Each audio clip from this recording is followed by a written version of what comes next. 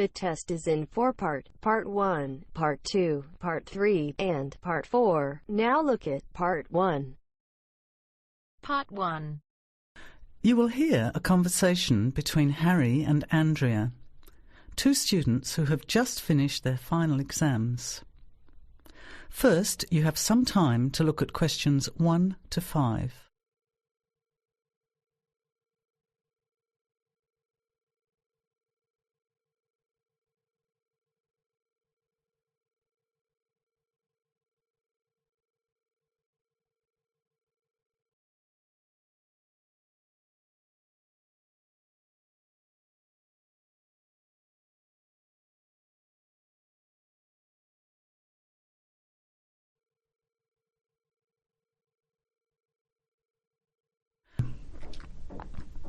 Listen carefully to the conversation and answer questions 1 to 5.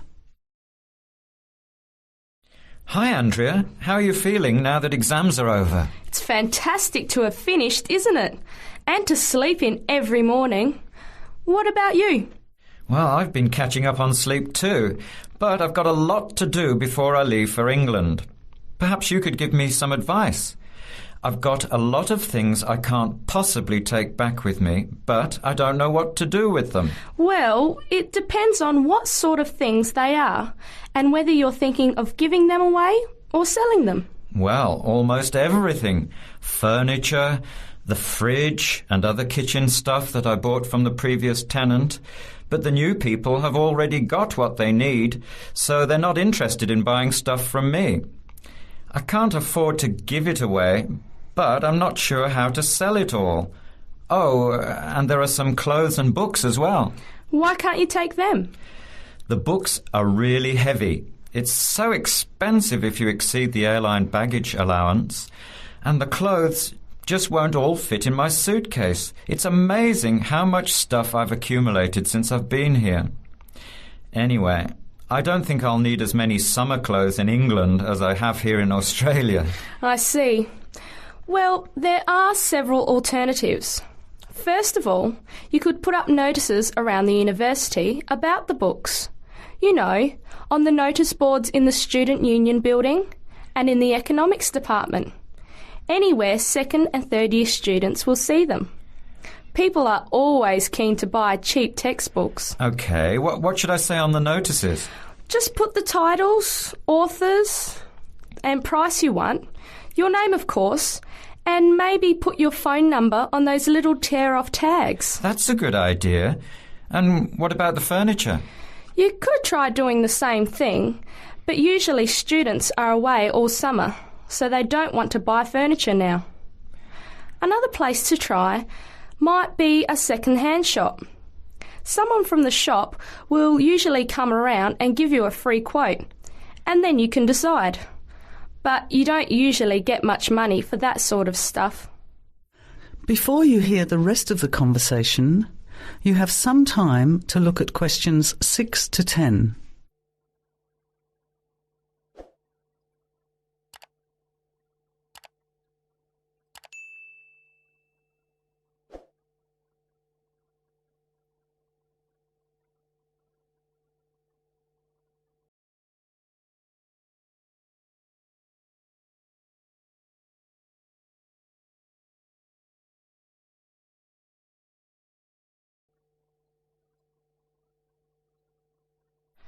Another alternative is to put an advertisement in the Trading Post. Do you know that paper? It comes out every week advertising things people want to sell. You have to pay to put the advert in and then hope people phone. Give them as much information as possible, and if they're interested, invite them to come and have a look. The hard part is agreeing on a price. No, I haven't seen the Trading Post, but I should have a look at it. And I could advertise the fridge, the microwave and the furniture. But the kitchen stuff isn't really that good. You know, old cutlery, a few pots and pans and some plates and things. What shall I do with them? Well, another option is to donate the kitchen things to a charity shop. You know, like the Salvation Army or St. Vincent de Paul. Why don't you get a second-hand shop to give you a quote first? Yes, I could do that. Find out how much they'll give me and then decide whether to sell them or give them away. But I've still got the clothes. A charity shop will take them too, as long as they're in good condition. And even though you don't get any money, at least you know that someone who really deserves some help has benefited. That's a good point. I'll advertise the expensive stuff, the furniture, and donate the clothes and kitchen stuff. Let's go and buy a trading post and you can help me write the advert. Well, actually, I'm interested in buying the fridge and the microwave, depending on the price, of course. OK, let's see how good you are at bargaining. That is the end of part 1. You now have half a minute to check your answers.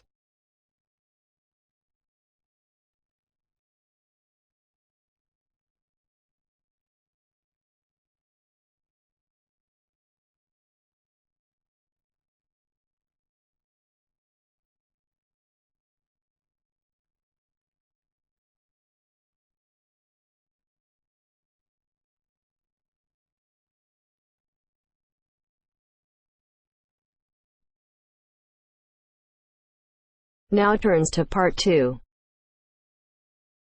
Part 2. You will hear a committee member giving a talk to a nature club about coming events. First, you have some time to look at questions 11 to 15.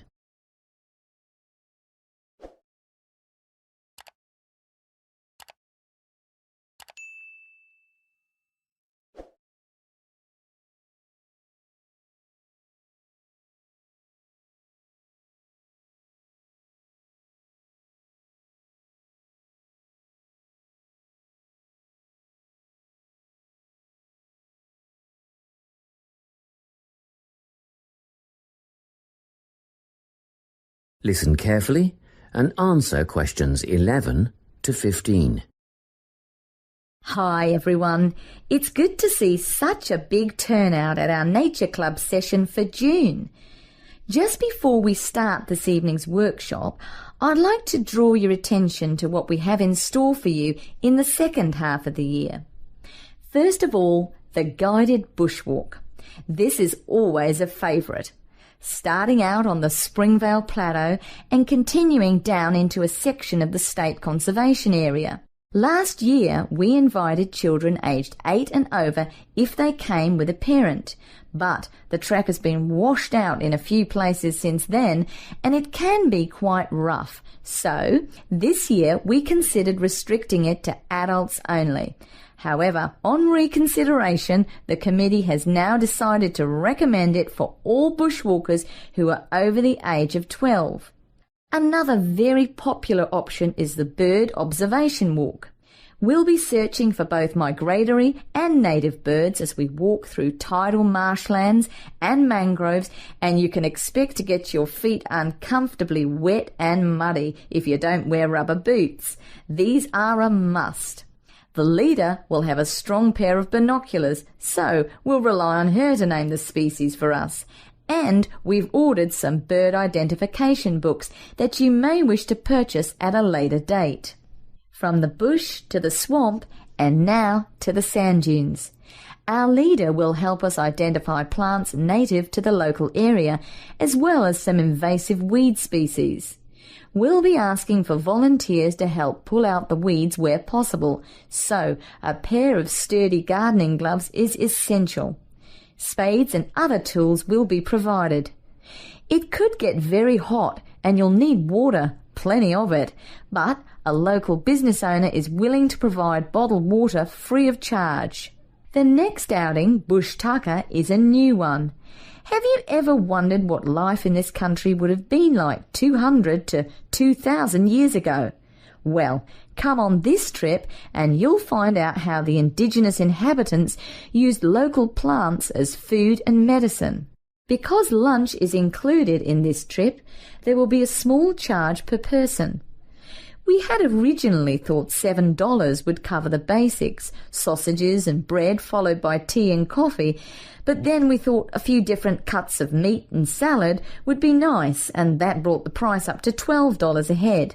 At one stage we even contemplated including seafood, but that would have been a bit too expensive, around $15, so meat and salad it is. We expect this to be a popular event, so we'll need advance bookings to organise the catering. Please let us know your intentions by the 10th of November, and be aware that we'll require prepayment by the 15th of November. You can still change your mind and get a refund up to the 25th of November, but after that date, if you pull out, you'll forfeit the money paid. Before you hear the rest of the talk, you have some time to look at questions 16 to 20.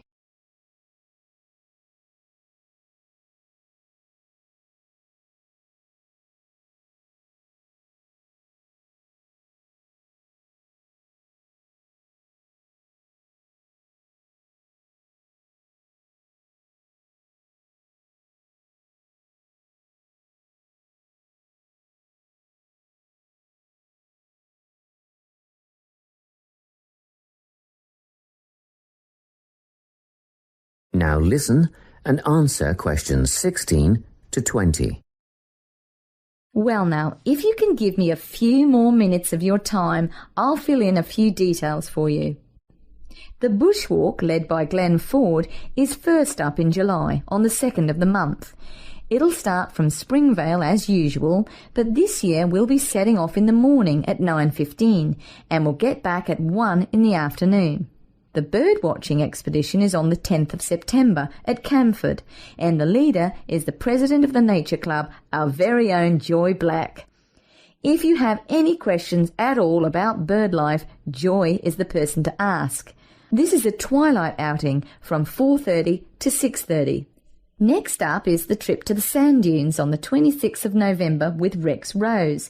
A bit of an early start, especially for those of you with a fair way to travel, but we'll meet at the observation hut at 8:30. That's the observation hut, 8:30 till 10:30, and even at that time of the morning it'll be very hot, so come prepared. The last trip on the program is the Bush Tucker excursion on the 3rd of December with Ranger Jim Kerr. This will be at Carson Hills, and the presentation and demonstration will take place from 10 a.m. till 11:30, but be prepared to stay on for the barbecue and bush tucker lunch at 12 o'clock. I expect we'll wind up at 2, and you can head for home at that time. Well, that's all I have to tell you. A booklet will be mailed out to you later with those events, dates and times, but don't wait, put them on your calendar now. That is the end of part 2. You now have half a minute to check your answers.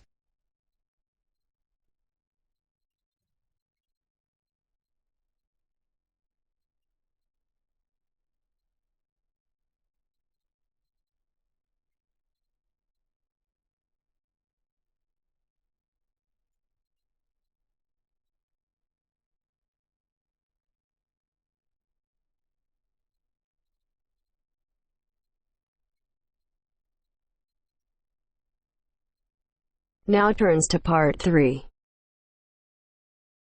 Part 3.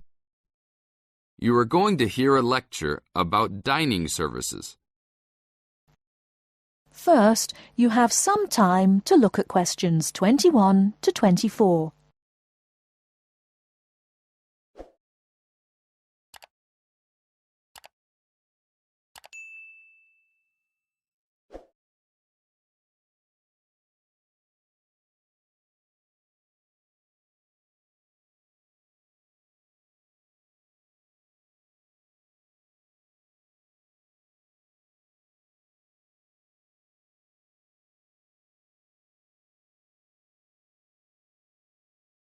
Now, listen carefully and answer questions 21 to 24. Welcome to the Dining Commons. This is the newest facility on campus, and I'm proud to say, also one of the best. I know that all university students miss eating home-cooked food. Well, this year, we are hoping to provide students with food and services that will make you feel at home, even without your family. The administration has been listening to the voice of the students. Students gave us frequent suggestions last year as to how we could improve the university. One of the most frequent suggestions was improving the dining options. We have been working hard all summer to come up with ideas that will make student life in the dormitories more pleasant. One of the new options we are offering in the dining facilities is variety in student meals. Last year, there was a set menu for every dinner, so if students didn't like the food, there was no choice. Students had to eat whatever was served. But this new dining facility has 3 completely unique areas, each with a different theme.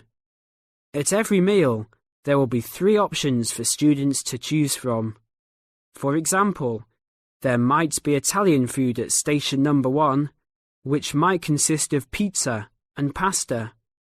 At station number 2, there would be American food, consisting of hamburgers and hot dogs. At station number 3, there could be vegetarian soups and salads, accommodating all the vegetarians. We hope that with the greater selection of food, all students will find something to their liking. Before you hear the rest of the talk, you have some time to look at questions 25 to 30.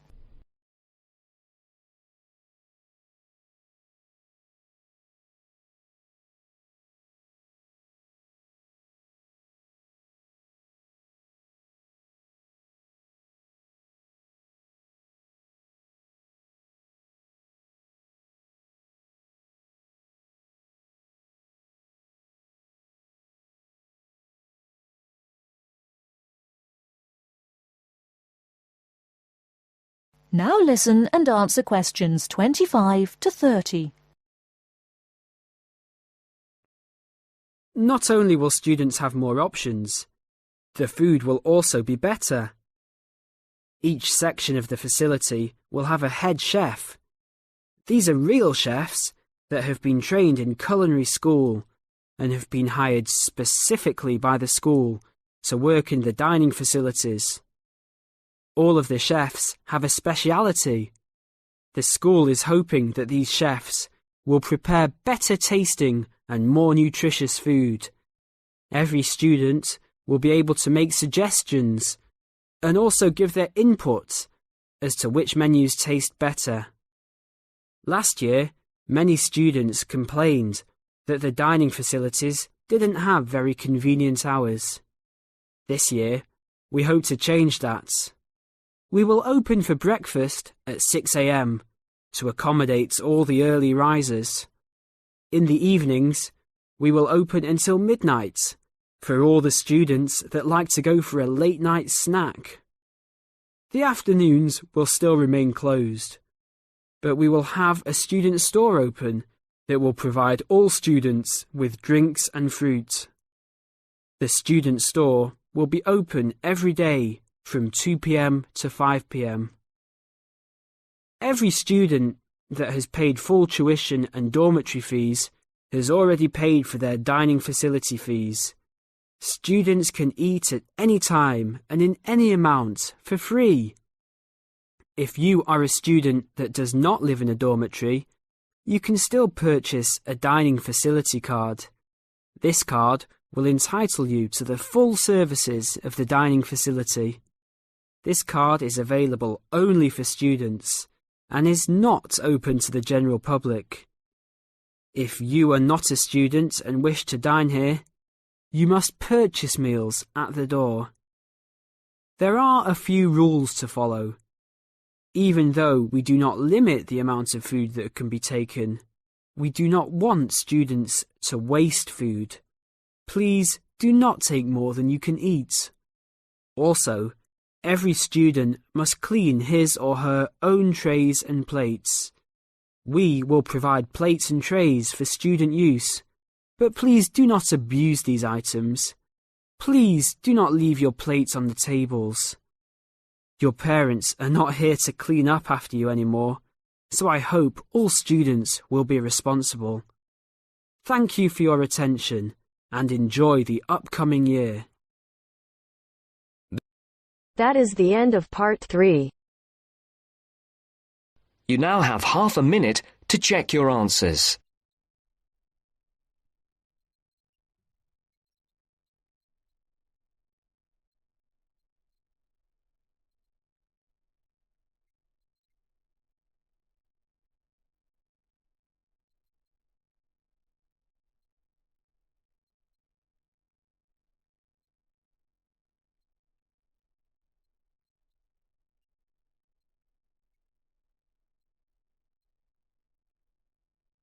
Now turns to part 4.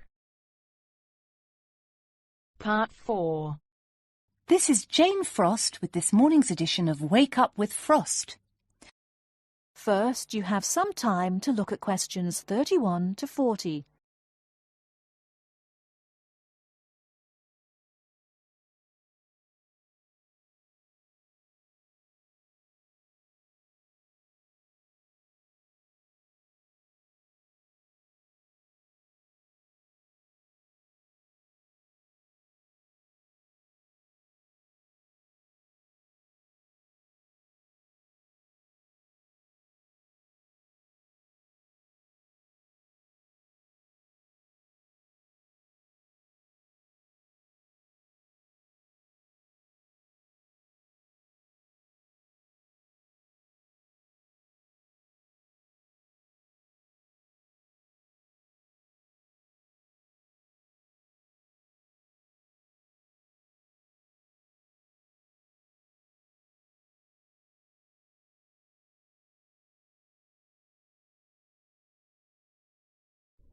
Now listen carefully and answer questions 31 to 40. Good morning. This is Jane Frost with this morning's edition of Wake Up with Frost. As you all know, for the last week we've been running a survey trying to find out what you, the listeners, think is the greatest invention of the last 200 years. The response has been amazing, double the amount we had last year, so thanks to all of you for taking part. We've had about 2,000 responses online and about the same on our phone lines. The lines are now closed, and this morning I can announce what the results were. So, here it is. You, the listeners, have chosen as the greatest technological invention of the past 200 years, and let me not forget to mention that 65% of you voted for this, it's the bicycle. Yes, the bicycle, first invented in 1818, and, would you believe it, the first bicycle was made of wood. The second bicycle had iron wheels. I cannot imagine what that must have been like to ride. It would have kept you fit at any rate. But for me, the best thing about the bicycle was what it did for women's rights. Yes, in the 1890s, it was the bicycle that meant women could change their clothing, start wearing trousers or pantaloons as they were known. Before then, women's clothes had been really uncomfortable, and I'd imagine quite difficult to breathe in. So, thanks to the ordinary bicycle, it was not only the man who wore the trousers in a home. Instead, women could now feel far more equal to their male contemporaries. And I'm sure you'll agree, the bicycle is a great way to get regular exercise, and of course, it's much better for the environment. And today, over 1 billion people all over the world ride bicycles, and for some, it's their only means of getting around from A to B. So, to all you bicycle riders out there, keep up the good work. Coming in a close second with 42% is the computer. I found out something interesting about the computer, which is that really this word first meant someone who did mathematical calculations. Of course, today, with the development of the personal computer, computers are being used for everything from home use to business and even digital photography. I don't know about you, but I can't imagine life without a computer now. I guess closely related to the computer is the internet, and this got 12% of your votes. Maybe, like myself, many of you might think of the internet as being the World Wide Web, but actually the web is only one part of the internet. The internet began as part of the United States military network, but it later began to be used by businesses and academic institutions. Of course, today, the internet has so many uses. We use it for shopping online and entertainment, as well as to find information and send emails. But sadly, there is a darker side to the internet, and some of you have sent me emails about this. Finally, with 5% of your votes, is the radio. We think the radio was invented by Marconi in 1896, and he opened his first radio or wireless factory in the United Kingdom in 1898. In 1906, a man called Reginald Fessenden gave the first radio broadcast from Massachusetts. Ships could hear him at sea, and apparently he played the violin. As yet, listeners, I've spared you from having to listen to my guitar playing. But certainly radio is still important. Let's not forget that it was by radio that the Titanic sent signals to other ships. And with the popularity of TV today, I was secretly pleased so many of you had still placed importance on the radio. So, there you have it, the results of our survey. I think there are still important inventions that were not chosen but deserve a mention. Nuclear power and, of course, communications satellite, something which I am certain will continue to change the face of how we communicate with each other over both long and short distances. In fact, for me, the mobile phone is one of the greatest inventions of the last 200 years, if I think back to my first phone and then I look at what is happening now. Children born today will probably be more likely to have their first experience of the internet on a mobile phone screen rather than a computer monitor. Some of the new mobiles that are now being sold make it just as easy and as quick to find information on the web as on a computer. And let's not forget that mobiles now have digital cameras, word processing facilities, so you can type all your documents, and even personal organisers. I think it's quite possible that the mobile may even replace computers one day. That is the end of part 4.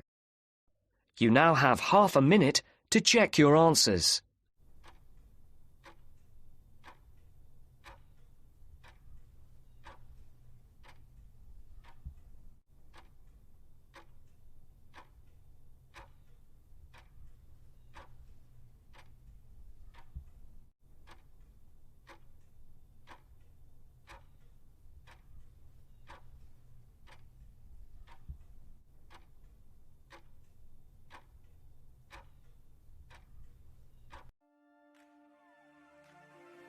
That is the end of the listening test. In the IELTS test, you will now have 10 minutes to transfer your answers to the answer sheet.